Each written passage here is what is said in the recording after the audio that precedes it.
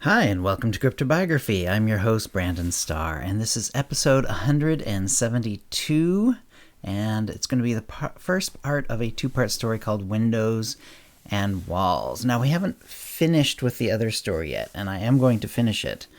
However, this week I was mostly AFK. I was out with my new wife and our families at a rental near a beach, and enjoying a bit of walking around in the weather, and it was all lovely and all, but I did not get very much writing done. I did get a little bit done, so we're definitely going to finish that story. But not having much time, I decided to go back to my older stories and pick one out, do a bit of cleaning up, and go from there. Now this one, I think this is one of the first sort of complete stories that I wrote when I decided to start writing shortly after the death of my wife, almost 5 years ago now. So this is about 4 years ago. And it's interesting because in some ways it has the same style that I have now. And in others, my style has definitely drifted or changed a little bit. So I'm not sure I would write exactly this story the same way.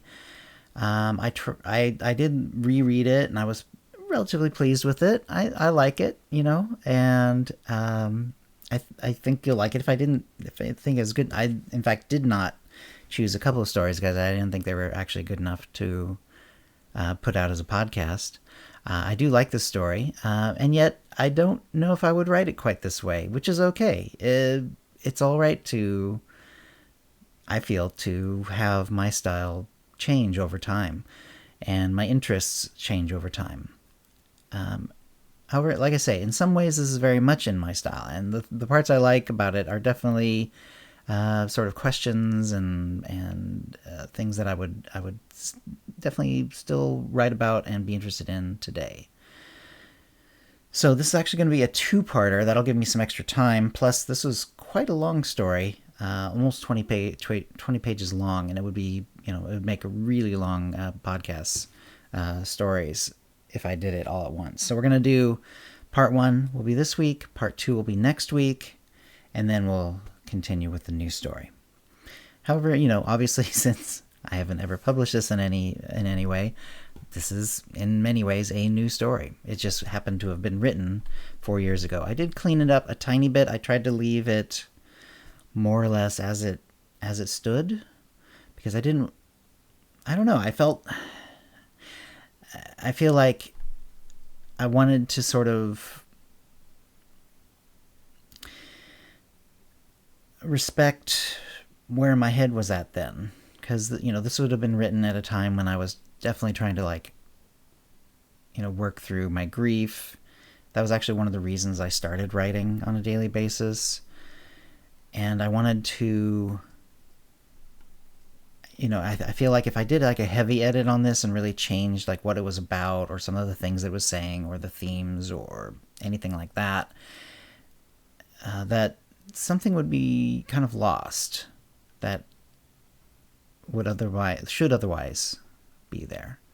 So anyway, here we go. It's called Windows and Walls, and this is part one. Gregory woke up. It was 3 days before his 18th birthday. 3 days before decision day, Computer said. It had clearly noticed him waking. Gregory could smell breakfast starting to cook in the other room. It was one of his favorites, as always. Rye bread, slightly toasted, eggs over medium, and the smoky black pepper sausage that he had almost every other day. Computer had figured out how often he could have his favorites without becoming tired of them. The toast and the eggs varied, but Gregory really loved that particular sausage. "Thanks, Computer," he said. "What's the course today?" "History," Computer replied. The voice came from somewhere above, soft and pleasant. "We will learn more about the period before the transition." "You mean I will," Gregory said, smiling. He knew that whatever he would be taught, Computer already had the information. "Indeed, but I always feel like I too am learning while you learn, Gregory," Computer said. "I suppose that's true," Gregory said. "If you want to learn something better, teach it." "Well said," Computer replied. "Clothes are ready." Gregory opened the closet door. Inside of the closet, to all appearances, was only The inside of the closet, to all appearances, was only half a meter deep, but different items were there depending on what he needed. Now it had a stack of warm, dry, and clearly freshly folded clothes, exactly what he needed to get dressed. He pulled on the soft shirt and light sweater, underwear and soft track pants, and socks that came up to mid-calf. Of course, Computer could keep the room a couple of degrees warmer, and he could then go without sweaters, but he preferred a cool room. Computer agreed, but then Computer usually agreed with Gregory's choices. The room was a variable space. Usually it was laid out with a few rooms having different uses. But it could, and Gregory had seen this, have all the interior walls removed and become a large, squarish space for exercise or any other purpose. Most of the walls, permanent or mobile, were also screens. Gregory stretched and went to the kitchen. His food was already on its plate, still steaming. "Smells good, thanks," Gregory said. "You're welcome," Computer replied. Gregory took a bite of toast and brought the plate over to the table. The screen was lit up with a window and a view of a green field, grass waving in the breeze. "How's the weather out today, Computer?" Gregory asked. "Very pleasant," Computer replied. "Would you like a simulation?" "Not just now, thanks. I'd rather finish my breakfast." He took another bite. Computer had learned exactly how he liked everything seasoned. It was perfect. "Certainly," Computer said. "There have been 2 new allergens and 1 new virus detected. We will have to expose you after breakfast." Gregory sighed. "I suppose it is necessary." "It is," Computer said. It sounded sad, as though it were genuinely unhappy to have to cause Gregory any discomfort. When Gregory had finished breakfast and the dishes had disappeared into the walls, an arm extended up from the floor. "Exposure time," Computer said. "Fine," Gregory said. He turned his shoulder slightly toward the arm, which was extending a small hypodermic needle. He could barely feel it. "Not bad, Computer," Gregory said. "You must miss the nerves." "I am glad, Gregory," Computer said. "Would you like to experience orgasm now?" "Sure," Gregory said. He got up, stretched, and walked down the hall. It was as good as it always was, holding the sex pillow, clean and warm, while the erotic images he preferred played on all the surfaces around him. They looked rather soft and curved, rather like the pillow itself. He sometimes wondered what the difference would be. Soon he was done, and he walked back to the kitchen. He usually had a cup of tea this time of day. "Ready for your lesson?" Computer asked. "Sure," Gregory said. He took his tea and went to the learning room. The soft chair reclined for him, and various screens started playing on the walls and ceiling. This was ancient history, but Gregory was always interested in it. So many people living without the technology that made life so enjoyable. Instead, they scratched out a living for the most part, spending the vast majority of any day on ways to earn more credit so they could have food, water, shelter, perhaps entertainment. What was the word? Money, he reminded himself. Strange concept. That there could be a universal medium by which everything would be valued. It certainly shaped the societies that used it. Even people, he had learned, were valued against money. In the truly old and barbaric days, people themselves, their whole lives, were bought and sold to other people who controlled them. Slavery. Later, people sold their own lives, hour by hour or by some other arrangement, and received money for it. How much, apparently, varied depending on the work. He'd asked Computer endlessly about this when he had first learned of it. He had learned that there were people who did almost all the actions that Computer now took care of, and they would have each been paid, and paid different amounts. There would have been people to prepare food, people to bring food, people to clean, people to keep the screens on, people to provide the information that showed on the screens. "What about people to give orgasms?" Gregory had asked. That apparently was generally not allowed to be bought or sold. There were exceptions, but usually people gave orgasms to each other for no consideration. That seemed strange to Gregory.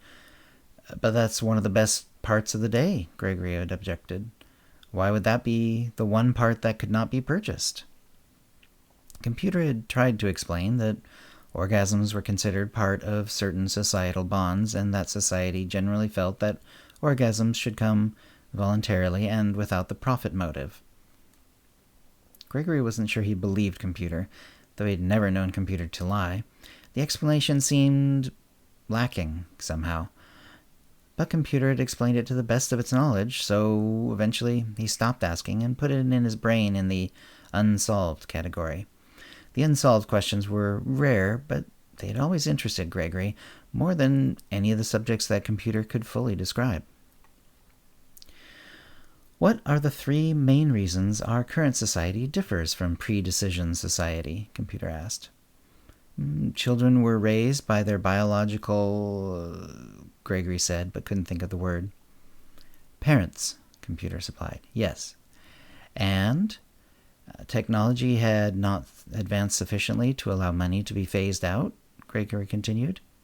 True, Computer said. And everyone, with rare exceptions, was forced to contact other people, even if they didn't want to, Gregory finished. Yes, Computer said.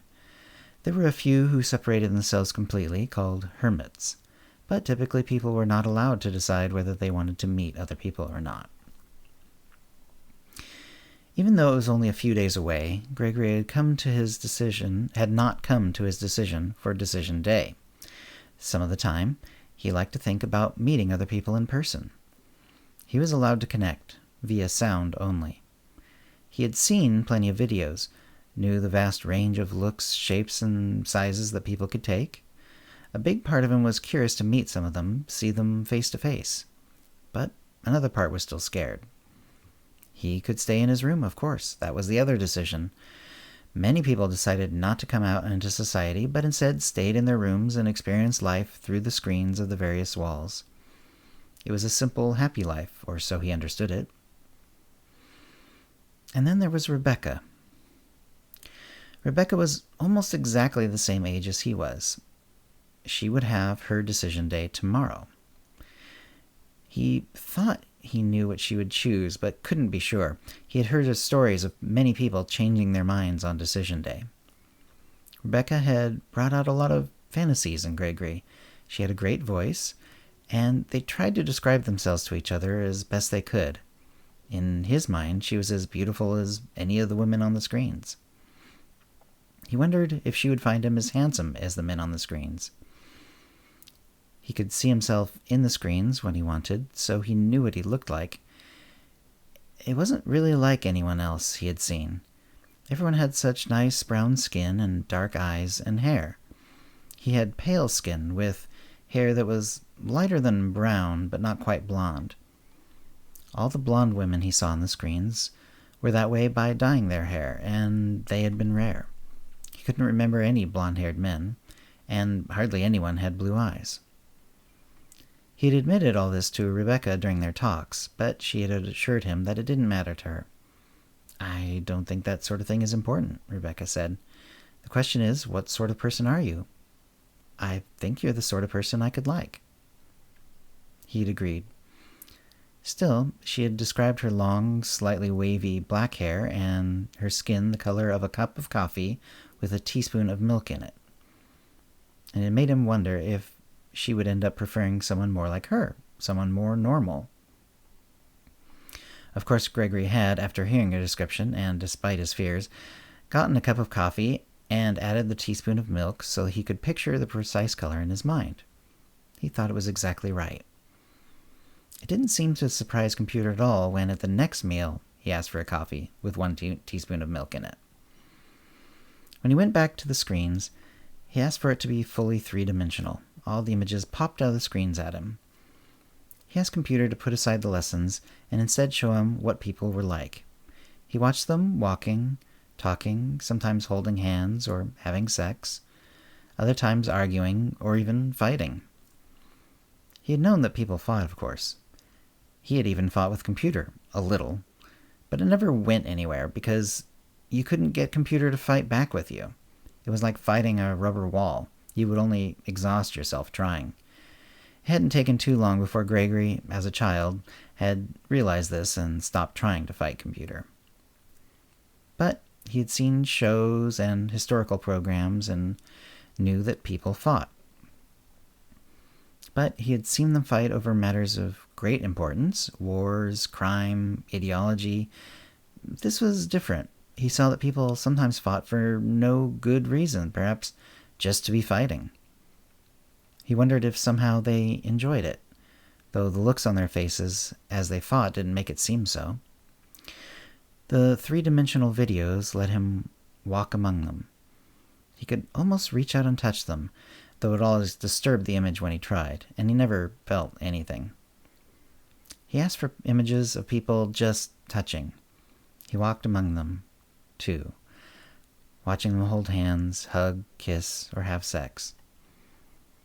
He wondered what touching another person would be like.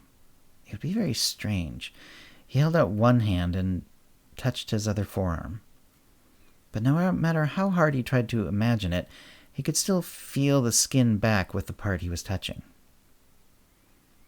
To touch someone and not immediately feel the touch. Would it be like the orgasm pillow, but with a person? Or better? Worse?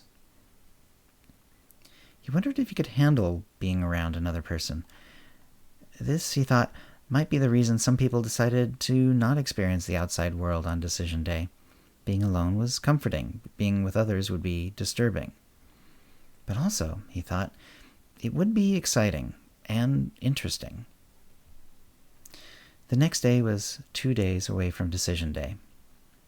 Gregory spent a lot of this day just trying and mostly failing to put decision day and Rebecca out of his head. He studied hard, watched entertainment, and had as many orgasms as he could handle. The only real moment of interest came when Rebecca had called. And that's the end of the first half. The second half and the finale will be next week. Hope you're enjoying it. I'm actually enjoying this story. It's, like I say, a little different from what I would write now, but I'm enjoying it for what it is.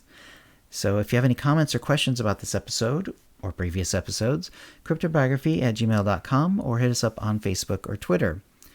And thanks for listening. Words and music, copyright 2020, CryptoBiography LLC, all rights reserved. Characters and events are fictional, fictionalized, or satirical.